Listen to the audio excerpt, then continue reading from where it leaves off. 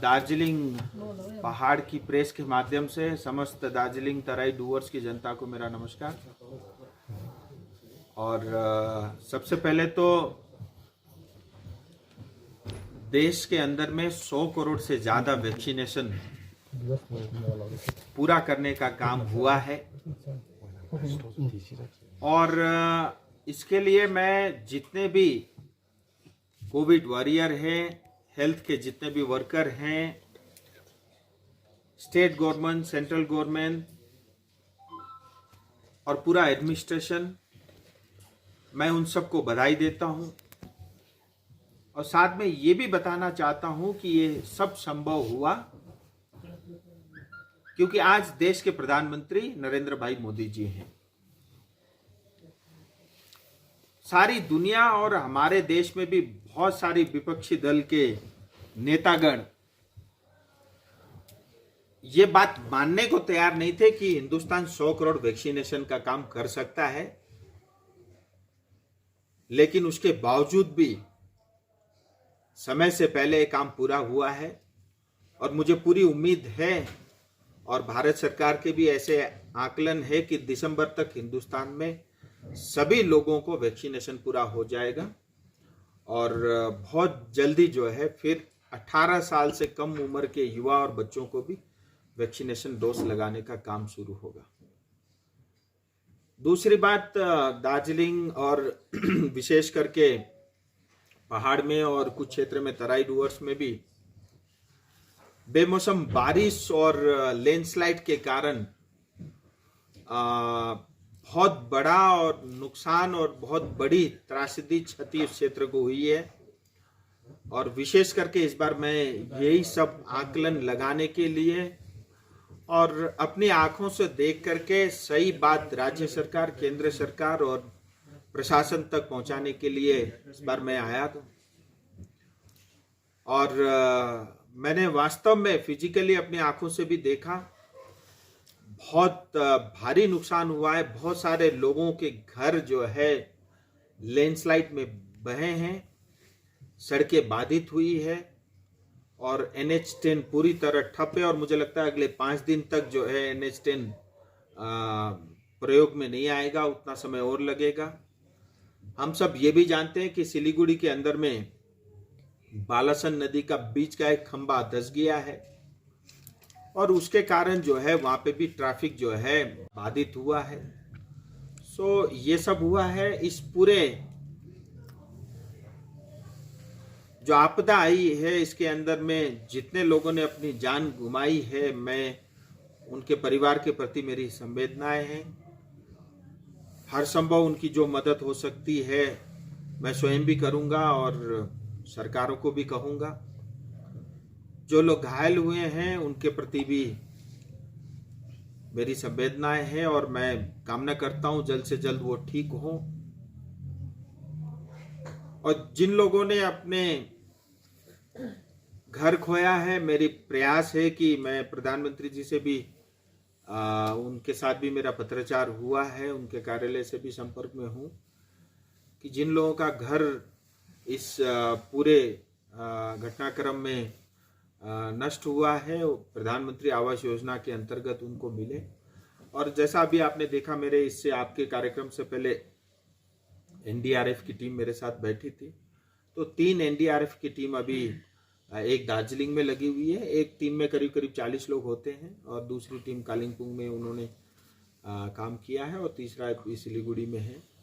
तो NDRF भी पूरी तरह से लगी हुई है। लेकिन पहाड़ की परिस्थिति ये प्राकृतिक आपदा है, बहुत ज़्यादा हम किसी सरकार को दोष देने का काम भी नहीं कर सकते, ये किसी के हाथ में नहीं रहता। लेकिन दुख होता है जैसे दार्जिलिंग जैसे क्षेत्र में मलबे में कोई दब जाए और उसको 4 दिन बाद निकालना पड़े, तो कहीं ना कहीं ऐसा महसूस होता है कि शायद हमारे पास जितने इक्विपमेंट होनी चाहिए या जिस टेक्नोलॉजी का प्रयोग हमको करना चाहिए शायद उसमें हम थोड़े पीछे हैं। लेकिन फिर मैंने बताया क्योंकि यहाँ की भौगोलिक स्थिति थोड़े अलग हैं और जैसे प्लेन में दिन रात काम करके हम कुछ भी कर सकते हैं 24 घंटे में, शायद वो कम संभव होता होगा, वो भी एक कारण हो सकता है। सो ये है। अब जैसा भी हम सबको मिल करके इससे अपने को बाहर निकलना है और हमें एक दूसरे को सहयोग करना है। लेकिन मैं आपको इतना बता देता हूँ, आने वाले समय में इस पूरे क्षेत्र में बहुत व्यापक रूप से सड़कों का काम ऑलरेडी कुछ चल रहा है और चलेगा। एक तो बालासन नदी से लेकर के सेबोक तक जो दार्जिलिंग मोड़ में ट्रैफिक रहता है, आपका माटीगाड़ा में जो ट्रैफिक की समस्या रहती है और चंपासरी मोड़ पे जो ट्रैफिक की समस्या रहती है, वो सब खत्म हो जाएगी। बालासन नदी से लेकर के सेवक मोड़ तक 12.5 किलोमीटर का लंबा एलिवेटेड रोड बनेगा। मोस्टली एलिवेटेड रहेगा, 4 लेन का रहेगा। उसके बराबर में 3 लेन का एक और ब्रिज बनेगा और बाद में इसको तोड़ के भी इसको भी 3 लेन में कन्वर्ट करके यानी 6 लेन का पुल होगा और 4 लेन की सड़कें होगी। भविष्य में कभी उसको 6 लेन करना पड़ा तो भी वो प्रयोग में पुल आएगा। इसी तरह महानंदा नदी के अंदर में भी सेम स्ट्रक्चर बन रहा है। ये मुझे लगता है पूरी सिलीगुड़ी के लिए बहुत बड़ी उपलब्धि होगी।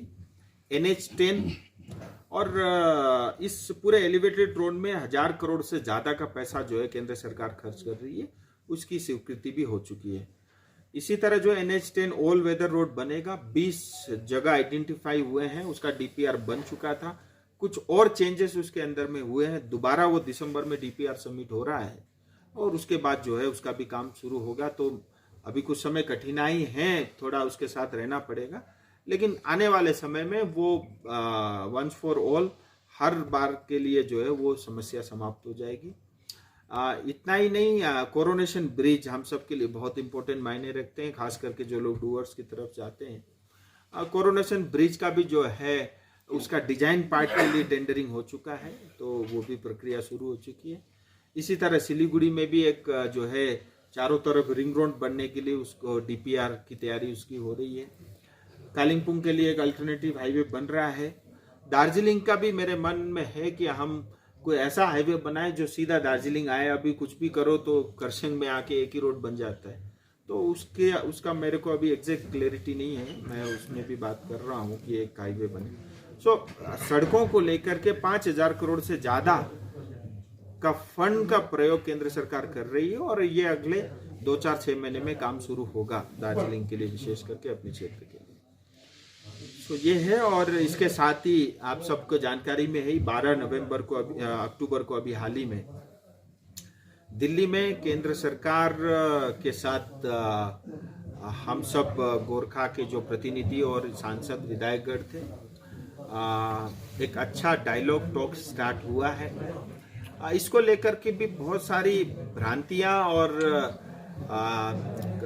जनता को भ्रमित करने वाले कुछ जो है बातें भी की जा रही हैं, लेकिन आपके सामने मैं आपके माध्यम से जनता को ये जरूर संबोधन करना चाहूँगा।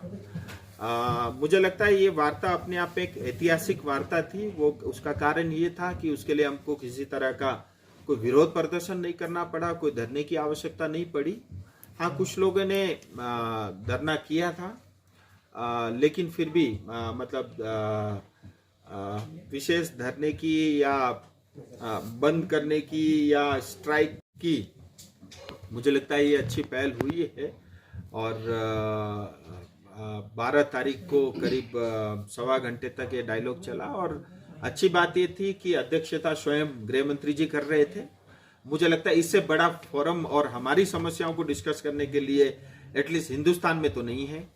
और दूसरी बात, डूअर्स के प्रतिनिधि भी उसके अंदर में थे और हमें ये मन में था कि शायद ट्रिपरेटाइट टॉप ना हो, पश्चिम बंगाल ना आए। पश्चिम बंगाल ने भी अपना एक रिप्रेजेंटेटिव भेजा हुआ था और हम सब, मैंने ही स्वयं स्टार्ट किया था। हमारी जो समस्या, हमारी जो मांग है, मैंने स्पष्ट रूप से यही कहा कि मैं जनता का प्रतिनिधि हूं, मैं सांसद बाद में हूं। जनता के प्रतिनिधि होने के नाते ये मेरा पहला कर्तव्य और फर्ज है कि जो मेरी जनता चाहती है, जो मेरी जनता की चाहना, वो मैं आपके सामने रखूं। और ईमानदारी से मैंने अपना विषय रखा।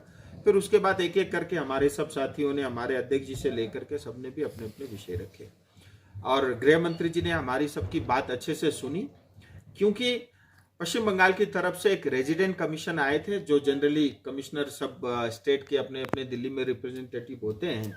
पूजा के कारण शायद चीफ सेक्रेटरी या होम सेक्रेटरी नहीं आ पाए, तो उनको भेजा गया, ऐसा हम मानते हैं। तो गृह मंत्री जी ने ये कहा कि एक बार जो है हम एक वार्ता और जो है नवंबर में करेंगे, जिसमें उन्होंने स्पष्ट रूप से कहा है कि पश्चिम बंगाल की तरफ से कोई सीनियर ब्यूरोक्रेट उसके अंदर में रहे जो निर्णय लेने की या हाँ ना करने के पक्ष में हो। तो मुझे लगता है ये इससे अच्छा शुरुआत मुझे लगता है नहीं हो सकता, और स्थायी राजनीतिक समाधान हो इसके बारे में हमारे सब जनरली आप किसी भी गोरखा नेता से पूछोगे वो गोरखालैंड की बात कहेगा। मैं ये नहीं कहूँगा कि नहीं कहा, हमारे सब लोगों ने बहुत अच्छे से विषय को भी रखा, उसकी आवश्यकता को लेकर के सब चीज़ें स्पष्ट रूप से सामने रखी गई, और केंद्र सरकार को भी हमने कहा कि आपने भी स्थायी राजनीतिक समाधान कहा है, और इसको लेकर के बहुत विस्तृत रूप से चर्चा हुई। इसी तरह 11 जनजाति को लेकर के भी मुझे लगता है बहुत अच्छे से चर्चा हुई, क्योंकि इस पूरे बैठक में आरजीआई की तरफ से और साथ ही ट्राइबल मिनिस्ट्री की तरफ से भी लोग वहाँ पे अफसर मौजूद थे।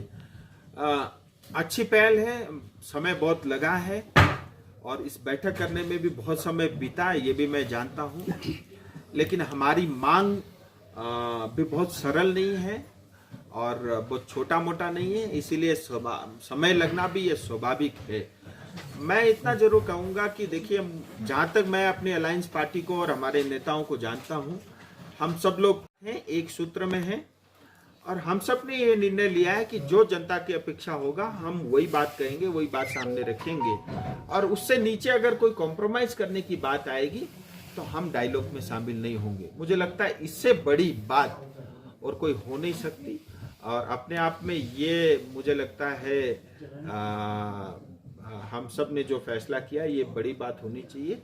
और आपके माध्यम से फिर मैं जनता को यही कहूँगा, देखिए हम सब ने बहुत कुछ सहा है, चाहे 88 में हो, चाहे 2017 में हो, चाहे उसके बाद भी हो।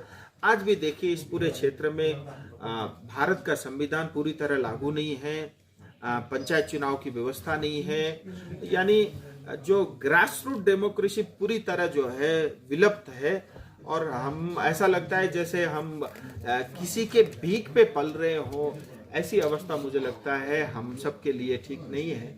उस अवस्था से हमारा ये क्षेत्र आगे निकले, विकसित हो और बहुत तेजी से आगे बढ़े, और साथ ही हमारी गोरखाओं को विशेष करके जो आइडेंटिटी से लेकर के जो बार बार एक इश्यूज आता है, अभी कुछ दिन पहले भी मैं कलकत्ता में सुन रहा था किसी टेलीविजन के अंदर में, तो मुझे लगता है इन सब को समाप्त करने का समय आ गया है। केंद्र सरकार की जहाँ तक बात है, गृह मंत्री जी ने कहा है कि जो गोरखाओं को हमने जो वादे किया हम उसको पूरा करेंगे और संवैधानिक ढंग से करेंगे। मुझे लगता है इससे बड़ी बात और कुछ हो नहीं सकती। हम सबको थोड़ा धैर्य रखना पड़ेगा, बहुत सारी बातें आएंगी और लोकतंत्र में आनी भी चाहिए, और इसका एक कारण भी है, क्योंकि जैसे वार्ता शुरू हुई, वार्ता का जैसे दरवाजा खुला, बहुत सारे लोगों के दुकानों का शटर बंद होने लग गया, जितने भी लोग राजनीति कर रहे थे, वो भी एक कारण है, तो ये स्वाभाविक है। सो मैं इतना ही आपके सामने रखना चाहूंगा, आपके कुछ प्रश्न होंगे तो मैं जरूर। सुनिए ना, ये जो 12 तारीख को जो दिल्ली में वार्ता हुई थी, उसके लेकर पहाड़ के विपक्षी दलों ने तरह तरह के सवाल उठा रहे हैं, जैसे कि ये वो वार्ता में गोरखालैंड का ग तक उच्चारण नहीं हुआ, और दूसरा ये जो नेता बोल रहा है कि ये गृह मंत्री स्वयं ने गोरखालैंड का बात ना करने की अपील भी की है। ऐसे कुछ दो बातें इसके अंदर मैं कहूंगा, ये जो भी कहा है एकदम सरासर गलत, झूठ। एक बात स्पष्ट कहना चाहूंगा, वैसे इन सब बातों का उत्तर देने की भी आवश्यकता मुझे नहीं है, बट फिर भी आपने पूछा है किसने क्या क्या, मैं उसमें नहीं जाऊंगा। मैं आपकी इज्जत करके इसका उत्तर का जरूर दो चीजें मैं जरूर कहूँ। बहुत सारी बातें हुई है और वार्ता अभी स्टार्ट हुई है, मुझे लगता है सब खोल करके आज हम नहीं रख सकते और करनी भी नहीं चाहिए। एक बात, अगर कोई व्यक्ति ये कहता है कि गृह मंत्री जी ने ये कहा और उसको गृह मंत्रालय के अंदर में हाईएस्ट बॉडी, एपेक्स बॉडी के मतलब के सरकार के साथ जो है डायलॉग हुआ, अगर अंदर की बात उसको पता है, तो मुझे डाउट होता है कि ये व्यक्ति किस देश का जासूसी कर रहा है। तो ये अपने आप में बहुत विचार करने योग्य बात है। अगर इस तरह की बातें होती है कि गृह मंत्रालय में जो बैठक हो, अगर कोई व्यक्ति ये कहे कि उसका प्रूफ मेरे पास है, डायलॉग मेरे पास है और इसने ये कहा, तो ये एक डाउट होता है कि ऐसा कौन व्यक्ति है और किस देश की जासूसी कर रहा है।